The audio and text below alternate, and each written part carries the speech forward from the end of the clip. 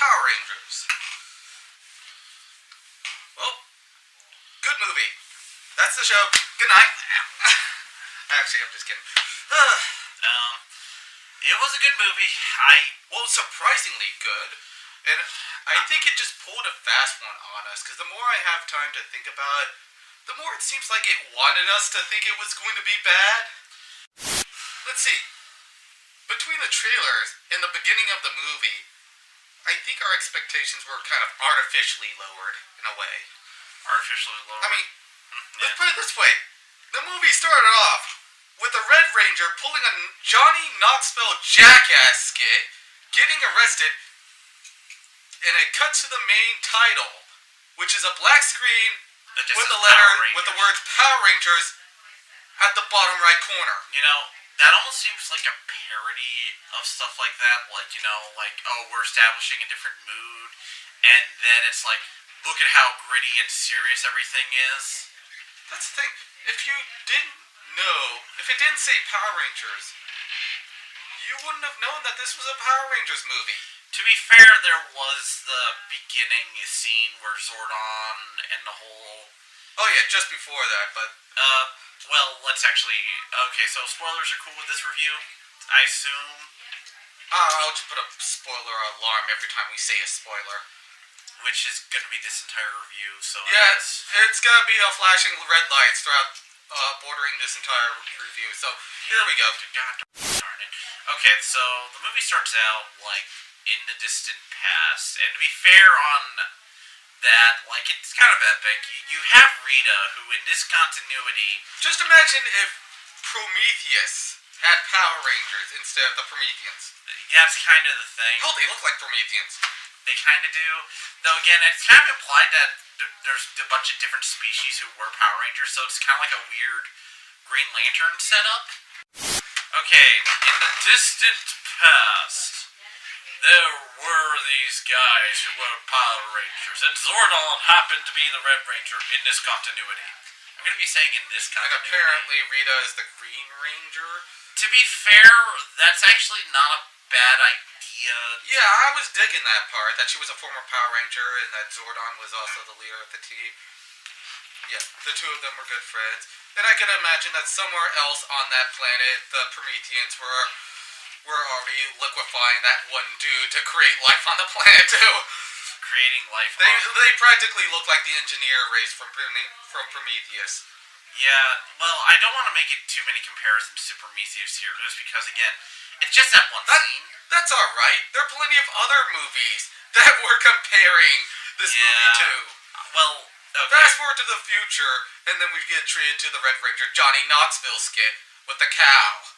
Yeah, and the Red Ranger gets arrested. So, here's the thing. We start off with Prometheus, and then we go to Breakfast Club. Yeah, essentially. So, 3 of the 5 Rangers meet in detention. So, if we want to go over, I kind of want to go over at least the Rangers and differences, if you don't mind. Yeah, which one do you want to start with? I'll start off with, them in order we're introduced to, just to kind of, so we're introduced to Jason. Now, Jason, I would say he's the least changed in terms of personality. Yeah, I mean... Well, mostly because he's still a leader, high school dude, but, now they added in a bit of, he's also a bit of delinquent, and he's a bit of a screw-up. Yeah, he's a jock, he's a delinquent, and he's blonde this time around. Yeah, yeah,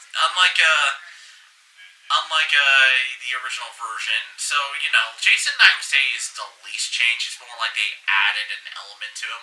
But he's also a very likable dude. Actually, I don't remember him being a delinquent in the original. None of them were delinquents. They were all goody two-shoes. And for some reason, friends, despite seemingly they're from different cliques.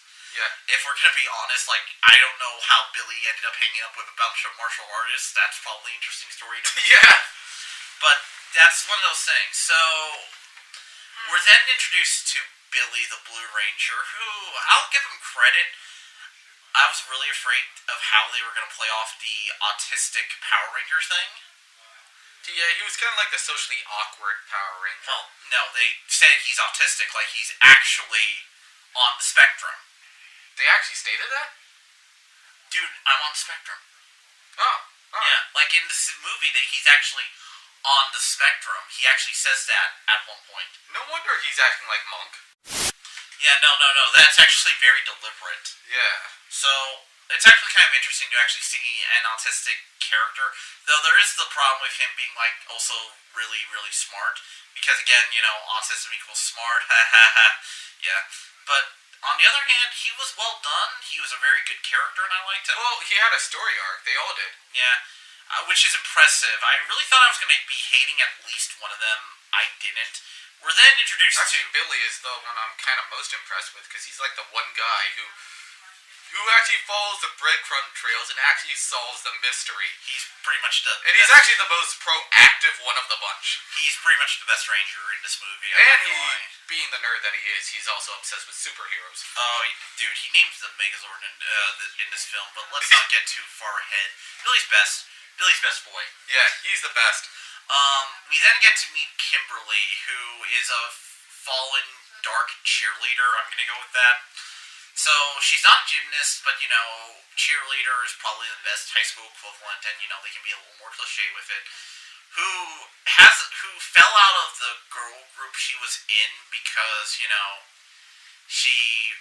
well, let's just say it straight out. Well, let's go over the bullies in this movie. The one bully named Kowalski. Yeah, and, well, no Bolton skull this time, actually. Okay. Is that a JJ? Okay, cool. Alright, we're filming a Power Rangers review, don't worry, so... Yo. But, Actually, you've watched the movie, so you're allowed to actually chime in. Why not? We're going over the Rangers at the moment. Want to join? Yeah, sure. Yeah, currently we're on Billy and Kimberly. So, we're probably gonna go... But right now we're gonna... I brought up the subject of the bully, who is basically... let's go over what the hell the bully's gone up to. Because he's beyond bullying. He's pretty much gone down to vindictive. I think that's literally why Bulk and Skull aren't there. Yeah, you gotta be with that. Like, they really kind of win with a different kind of bully than your typical, like, Power Rangers bully. So, because here's the thing. Bulk and Skull, despite being bullies, are one of those rare cases of they're beloved. Not to mention... And so... like, having them be sadistic, even in this dark, gritty reboot of Power Rangers. Not to mention, bullies don't act like that unless they have a personal vendetta against you. They don't harass you that hard. To be fair, Mike, I'm going to say something from my personal experience from high school. They can get that bad. Yeah, I can attest to that myself. It's one of those things that here's the thing. Well, they generally do it mainly because they can get away with it. And they generally do it just for shits and giggles. Well, there was a bit of hatred in this bully. Well, to be so fair... it's almost like he had a personal vendetta. Well, to be fair with the bully on some level, the kid, they don't state it in the movie, but that kid could also have some social problems that he's not getting help with. That's true, too. I think, honestly, with the bully, it's probably more likely just seeds for, like, another... Like, it seemed like in this movie they were planting seeds everywhere to throw sequel hooks, and I think of the bully maybe... If this kid becomes the Green Ranger... No, he's not, because they dropped Tommy in the mid-credits scene. Yeah, so... Let's just not go too all over the place and focus on, like... Yeah. Okay. But the thing with the bully, and this is what I'm going to state, is that, again, he's a more sadistic, more terrifying bully than you would have in regular Power Rangers. So that's probably why they don't have Bulk and Skull in this version. Yeah. So that way they don't have to attach their name to a kid who says, I'm going to break your fingers one by one. Yeah, that makes sense that they wouldn't go down that route. That's one of those things of I'm kind of understanding in that case of, do we really want to is the world ready for a dark Bulk and Skull? There is no universe or timeline that would be ready for Darkest Bulk and Skull, okay? They would just take over for Rita and Zek. So, after we were introduced to the three main Rangers, we then, after Billy helped out Jason, they go to, like, a dig site where they find... For some reason, Billy wants to go to a dig site. Well, his dad. Yeah, they explained that his dad was a digger, so they'd gone on trips together. So he was kind of like honoring his dad's memory by continuing those trips. So and blowing stuff up, apparently. Yeah, lots of explosions. But yeah, there we see the other two, the Zach and Trini. So Zach's whole deal is that he's kind of a crazy adrenaline junkie. I think he was a stalker. Okay? Yeah. He's a fucking stalker. He kind of is. He kind of is. He's a bit of a stalker. And I also think he was just bored. He just basically had nothing to do but take care of his mom. And Trini is after school special. Trini is kind of like a weird loner. Well, they heavily imply. I guess I'm kind of jumping ahead a bit in the review, but they heavily imply that she's a lesbian character. She's at least queer. They don't give her a label in the film, unfortunately. Yeah, they don't label it, which is fine. It actually works to the film's advantage that they don't toss around any social labels on any of the main characters. No. Which is good. I mean, it's good that they're actually being subtle about it. Yeah. No, and they handle Billy nicely just because I am glad. This was Ghostbusters. Even though the movie establishes that he's autistic, they don't throw it out every chance when they introduce Billy. Yeah, they let him, They let him, his actions speak for him, and he actually has a lot of actions that are impressive in this film, so... Again, most proactive ranger of the bunch. Yeah. Actually, yeah, very much so. We already determined Billy's best boy. Yes. Yeah, so, but the Yellow Ranger had to be dragged kicking and screaming into the plot. Yeah. Yeah, she definitely felt like with her character, she was trying to be the I wouldn't say even just like the outsider. She just wanted to be not involved in anything. Probably religiously conservative as well. There was a cross in the house, Okay, so I saw... They're subtle in this There's movie. a lot of credit in that. And I think that's something that's said about a lot of just the character development in general for any individual character in the movie. It's more subtle development as opposed to it kind of contrasts. You see there's kind of subtle development with like Rita just jumping in and around. But we'll get to. I assume we'll get to that. All right, so those are the main Rangers, and I probably should mention Zach. And as far as Zach is concerned, actually, what can we say about Zach? Zach is one of those characters who is a first impression, and we find out more depth about him. Yeah. So his whole deal is that he's this reckless kid, but he also secretly is taking care of a sick mom. Yeah, I think that the what they're kind of going is that the fact his home life is he's so dedicated to taking care of his mother. He doesn't really get to do a whole lot, and now he's gotten this group of people. He has this purpose beyond just living day to day. Yeah, it's like you joined an AA meeting. Kinda, yeah. Yeah, at first he has a crush on Trini, but then she reveals her whole thing about possibly being gay, and he backs off after that. Yeah. Yeah, he's very much the thrill seeker of the group this time. It's interesting when you kind of examine these new Rangers and compare them to the original team from Mighty Morphin. Yeah, the thing is, these Rangers, they have flaws. Much more flaws than the Mighty Morphin team. The way I look at it is I try and look at them as another Ranger team rather than the originals, because one reason Mike got me in on this review is that I've watched at least one episode of each series, and I've finished at multiple series at this point. Yeah. And it's like watching another Ranger team. Yeah. It kind of is. I think this one you have to kind of remember when going to see the film is that even though they have all the same names and a lot of the same names and people are there, it's not quite the same. It's almost like if it's basically like if I guess it's more comparable to something like Dino Thunder as opposed, at least for me. The way I personally look at it is like I'm kind of watching a chain of adaptations starting from Zoo Ranger to Mighty Morphin to this. Yes. Yeah. Which is kind of interesting because they actually do throw in a small Sentai reference into this. I didn't even catch it. Where was that? I thought the Yellow Ranger was a boy. Oh yeah, that's the end.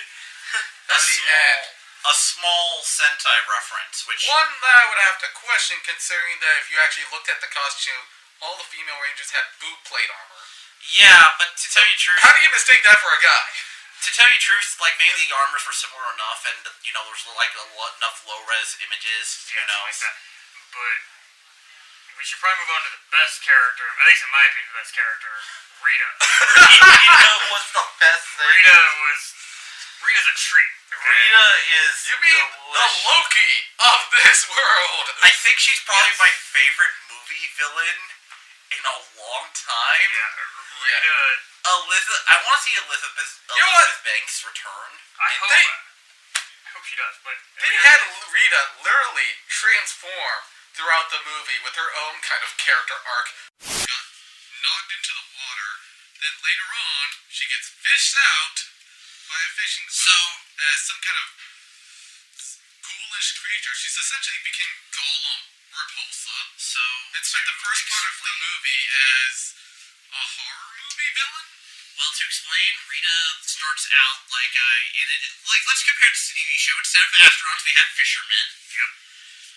And instead of 10,000 years, like all movies, they just up the year count to millions of years. Yeah, it's like, 25 million years? I don't know how... I guess whatever... Are they Altarians? Or is it... I guess if I spent 20 million years underwater, I'd be that pruny too. Yeah, but you actually, if you spent 20 million years underwater, there wouldn't be anything left. Eventually, the currents would actually break your body down. Yeah. I guess they leave super strong corpses. They might.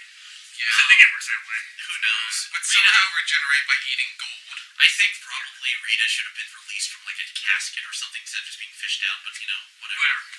But it is the greatest.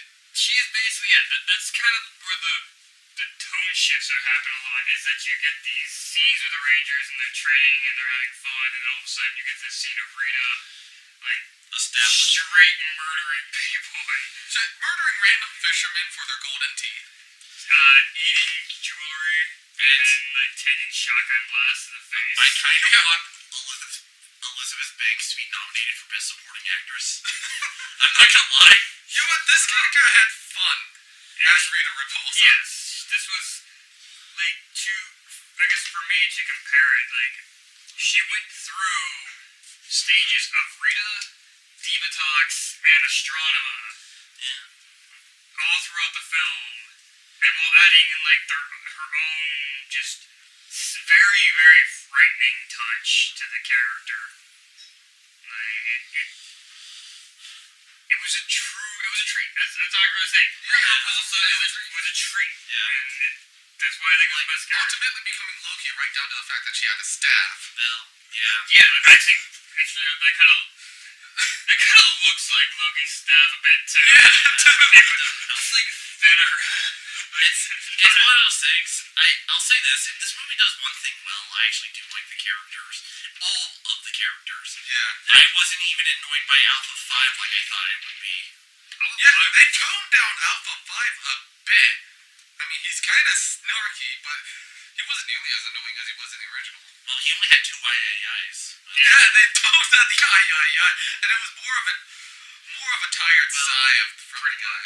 Yeah, but I'll say this: one of the things is that one of the things is with this film, you have to be okay with the characters, and to me, I like the characters. I thought they did a nice job, and again. Oh yeah, instead of Zordon being in a tube, he's Zordon. Yeah, They're called Zords because of Zordon. Yeah. Yeah, Zordon is now on a wall. He's on a widescreen movie wall. He's like 3D, almost as if they're trying to advertise something. Well, I thought they were advertising the pin thing from Spencer's where you put your hand in it and... Yeah. No, but they were advertising. They were advertising fucking Krispy Kreme donuts the entire damn Okay, so, you know something? Last night I said... Krispy Kreme funded this entire movie. I looked it up, and yes, there are Krispy Kreme donuts, Power Ranger styles. I saw those. I didn't even know that. Yeah, I just found out about that today. Okay, I guess I gotta go into the Krispy Kreme advertisement, and I'm gonna say this. Yeah, let's just... It was so blatant, it was hilarious. Yes, it was. Just to point out the large donut in the room. Pretty much. Krispy Kreme.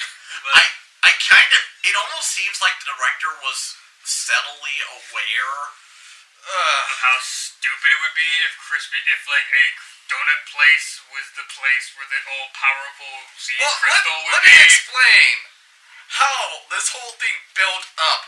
It was Billy trying to solve the mystery. He has, like, these maps everywhere, these dots everywhere with, like, strings attached to them, linking every one of these dots, trying to solve the mystery of, okay, where is the power crystal? He's walking around in the middle of the street, blocking traffic, looking down on his map, trying to find the power crystal. He looks up, his eyes light up, as if he had just found the Holy Grail. Reverse camera, it's the Krispy Kreme donut shop. Yep. That's the first one. The best one is when Rita interrogates them to get that information. And she acts like Krispy Kreme, because she's an alien. She doesn't know what Krispy Kreme is. I wouldn't either if I was an alien. Yeah. But she finds out and she thinks it's like the most sacredest of temples. Because what else would be hiding the Zeo crystal? I should mention that for your ranger nerds out there, they have the Zeo crystal in this heavily changed, I might add. You see, the Zeo crystal was used to grant the power to rangers in the second season, blah blah blah. Okay, now I'm done with that. They're absolutely going to use it for that purpose anyway. But yeah, frickin'. Yeah. But yes, yeah. And then you have Rita. Spoiler, Zeo crystal is in there. It's the source of all life on Earth. And then you have, like, Rita just basically chilling out at the Krispy Kreme donut shop, eating a donut while Goldo's smashing everything. Goldar, not Goldo. Goldar. Yeah, Goldo is the useless psychic from Dragon Ball. Yeah. Goldar is the useless minion from Power Rangers.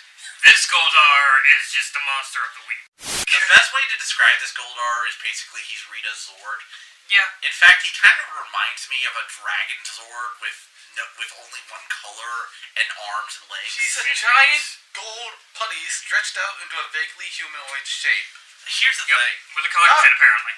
How do you over-design the Zords and yet under-design Goldar? Budget. I guess the Budget is how that happens. I think one of the things I gotta talk about the movie, and I think this is the worst thing in this movie, is that let's talk about the designs of the overall aesthetic of the Rangers, Zords, and everything, and maybe we'll... bring us all back in. Yeah, let's... So, the suit, at least, I don't know how it was, the suits for me were actually fine. They were kind of a hodgepodge of sci-fi references. But they weren't overly designed. They were kind of... So the Breakfast Club Rangers suddenly turn into the Iron Man Rangers. Yeah, no, they're the Guyver Rangers. Yeah, or Guyver. Probably a better way to put it is Guyver. But they weren't over designed. They felt fine. They felt reasonably designed. They felt like they didn't look like things that you couldn't fight in. Yeah. Like some Ranger costumes could get. I could say that at least the designs could allow stuntmen to easily portray them. Yeah. But I will say this: the Zords are kind of terrible. And here's the thing: this is one of those cases of I really wish a toy company went in and said these should look a lot better. Yeah, I think that okay, I know directorial freedom, yeah, design freedom, but my thing with the Megazord is that one of the cool things is that with combining robots is seeing how they combine. Yeah. If you look at those individual swords, they can't combine into that thing that you see at the end of the movie, into the actual Megazord in the movie. And they didn't even show them combining. Well, because they couldn't. There's. You tell me how those 5 Zords combine into that thing. Or transform. Well, Michael Bay would have found a way with his with the way he handles his Transformers. I'll give the Transformers one credit, is that the robot designs do make it into toys very well. Yeah. They at least transform. They at least transform. The designs make sense. I think that's probably the biggest. And I think. But I have to wonder what the hell did armor plating do to modern giant mecha designers? These things don't even look all that completely solid. They look very vulnerable with many open spots with exposed parts. Well, I think that might even be intentional. It may be to set up when they have to get a new Megazord, because it's already been I'm sure people would, if they don't, they're gonna know it now. It's already been reported that they have Lionsgate wants to make like 5 or 6 of these films already. Yeah. So they probably have an idea for the Megazord from this movie just getting its shit shoved in, and you have to get a new either one. that or just upgrade the Zord to make it more better. Yeah. Like, the thing is, if you actually look at the toy and see how it combines, it... Like this one. Well, okay, so let me show you the original Megazord here. Now, it's classic. This is, as you can tell, we are Power Rangers fans. I got this for Christmas. This is mine. But let me show you this. Armor plating. Like, you can see how, like, this thing can come together. There's parts. You can take it apart. And it, like I said, it comes together to form a design, and the overall aesthetic looks complete. Yeah. Like, while the color here and here is different from the upper torso, it makes sense still, and it all flows together. It all flows together to make one design. The other ones don't make sense because, okay, if you look at it, so Trini becomes the lower torso. She becomes the crotch. Yep. Why did you have to give the LGBT Ranger the crotch? I think that was unintentional. That might have been an unintentional goof. I mean, they gave the Pink Ranger a hand. To be fair, actually, she was technically the back since, you know, the pterodactyl. And also the arm. She had control. Because I'll give that was probably the one good thing about the Megazord, is that they had to pilot it Voltron style, where each Ranger kind of controlled one limb for the most part, and they had to work together to get the effectiveness out of it. Try making a co-op game out of that. I would no. I would kind of dig it, but like, you know, it's one of those things of we'll mess around with it, and if we really want to get serious, we would. But yeah, if there's one issue with like there's a lot of issues with the Megazord design. One, it's hard to tell what can combine in what. The individual Zords do look okay, though. They're supposed to be dinosaurs and based on the originals. Yet there's weird design decisions that I don't know how they came into play. Ask me, why does a mastodon have 8 legs? Yeah, that was the thing about these things. I wouldn't have been able to tell that was a mastodon if I didn't already know. It's a spider mastodon.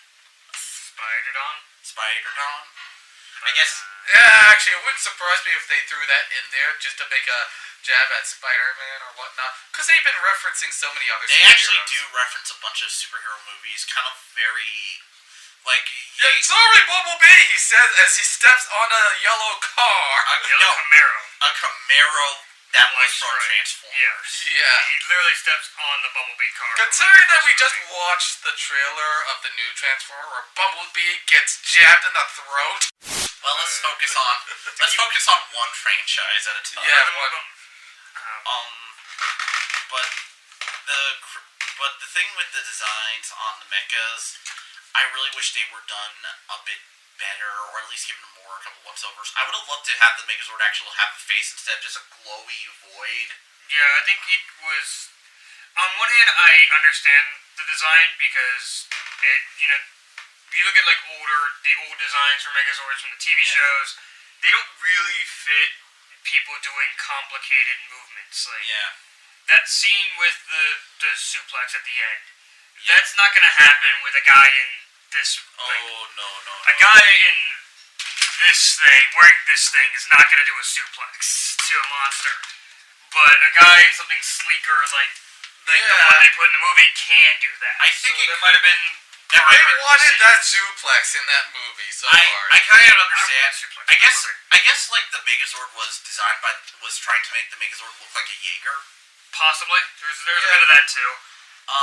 They don't mention Pacific Rim in this one, so, that's one reference they go without. Kind of the other thing that was a little jarring, design-wise, was design choices for the putties themselves.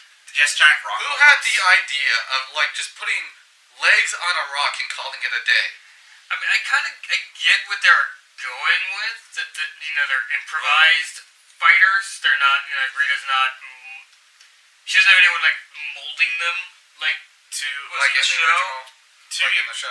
To be fair, there is kind of like one thing you might want to strike against this adaptation is that one of the cool things about like Rita in the show, now I noticed it and I watched Zoo Ranger, and here's the thing, I actually found a book with a bunch of the Super Sentai designs and the decisions on them. Mm-hmm. So you know that guy who made like the monsters and stuff? Well, look at the footage and you might actually notice he has leaves on him. He's actually supposed to be a fairy type creature. Like, he actually has a little leaf on his nose. Okay. I never noticed that before. And all of them are based on mythological creatures, which is one of the reasons why you have a giant sphinx as one of the enemies in one episode. So they have a theme going that, I'm kind of sad that, like, the theme is kind of lost in translation into this big screen thing. Yeah. A little bit. I mean, obviously they're not their own thing. But I just think the putties could have been a bit they could have used a bit of a sleeker-ish design to allow for a little more complicated fight scene. I think that, or at least like some level of martial arts among the putties. I really think they should have had the putties just be stuntmen with costumes. Yeah, it could have been something more akin to what they're old, but it's jumpsuits that are like covered with material that looks like stone or something like that. And just CGI them being formed. Yeah. You could actually do some good martial arts with these guys instead of just having everyone jump around hitting imaginary monsters and then just CGIing them into the fight. And we'll see how that changes. Obviously, there's going to be a sequel. We all know that. We'll see how any of that changes if things kind of if they name drop Tommy, so they're gonna bring a sequel just for that. Yeah, I wish. Have you all talked about the cameo? No, I have not talked about the cameo yet. In fact, I kind of missed it. You missed the cameo? By accident. So they beaten they defeated Rita. They backhanded her off to space. Yeah, they pimp slapped Rita into the moon. Everyone's taking photos, and you see Jason Aaron Frank and Amy Jo Johnson just taking out their phones and taking photos. Oh God, I saw right in the crowd. Now I just remember. Yeah, you're right. Oh dang, I can't believe I didn't. Oh yeah, no. There you go. For those who aren't necessarily Power Ranger fans, that's the green and pink Ranger, respectively. I'm going to. My verdict on the movie is simply this: it does everything the Transformers franchise should have done. Yeah, I can agree. I can say that it's a much more faithful adaptation of the source material. Right down to the catchphrases. We were actually waiting to see if they were actually gonna say. They managed to get all the classic catchphrases. They got "It's Morphin' Time." It's Morphin' Time. Go Power Rangers. They even have "Make My Monster Grow." Yeah, make my monster grow. Find me teenagers with that. No, actually, they didn't say that. But hey, it's 3 out of 4. That ain't bad. They got close. They got enough of all that. It has something for people who are fans. It's a little bit of something for people who are not necessarily fans, but may have remembered it from their childhood. It's a fine movie that, if you are a fan of Power Rangers, you should fucking go see it. Yeah, I feel like the movie itself had its own arc because it started off like kind of on the worst intentions, on the worst levels, to the point where like the entire audience just laughed right at the title screen. The whole black title screen with just the letters Power Rangers at the bottom. It's one of those things of the audience are starting to notice the Hollywood cliches, and they're now becoming less aware of it. Well, here's the thing. And then it suddenly grows. Yeah. And then all of a sudden it suddenly grows on you, just like the Rangers themselves. You find like so many different genres wedged into the beginning of the movie, much like how the Power Rangers are so many different individuals wedged into this one destiny, and it all groups together into a one epic superhero movie. Yeah, so it's kind of transcendent of itself. Yeah. It's definitely not of the same style as Avengers or the X-Men films, or even especially the DC films. It's a different kind of superhero movie. If I have to say something about this film that does a lot better than I've seen any other film does, it manages to balance 5 different characters in one movie, just introduced better than any other superhero team movie I've seen. Yeah, I would say that it's something that every time that they've done that in other big movies. I think X-Men 1 was the only one that got relatively close. It got relatively close. the Fantastic Four doesn't do it as well because, again, either someone gets all the focus. This one actually has a good split between everyone. Everyone gets a relative scene, and everyone gets a good, memorable moment. Yeah, everyone kind of gets their moments. You get everything you need. I would agree that if you're, to repeat what I just said, if you're a Power Rangers fan, you need to see this film. Hell, even if you're not a Power Rangers fan, you'll at least get something to laugh at. Yeah. Yeah, it's entertaining. Yeah, Nothing else. It is an amazing popcorn film. It's one of those movies that, like, look, if you're feeling down about something, go watch it. Go to a matinee showing and enjoy yourself. Yeah. I mean, beginning of the movie started off with effectively a Jackass skit. Now, I think there's only one way to end this review. I want to see a nostalgia edition where they replace all the music from this movie with music from the original show. Yeah, I think that would make this Lionsgate Blu-ray release. Make this happen. Yes. Yeah. In fact, they really should change some of the soundtrack in this movie. I never want to hear the soundtrack. I never want to hear hey aw. Hey aw. Reminds me of the Saints Row trailer. Yeah, but it was a good film, and I had a good time. So we're Stay signing off more here. phenomenal. Stay more phenomenal.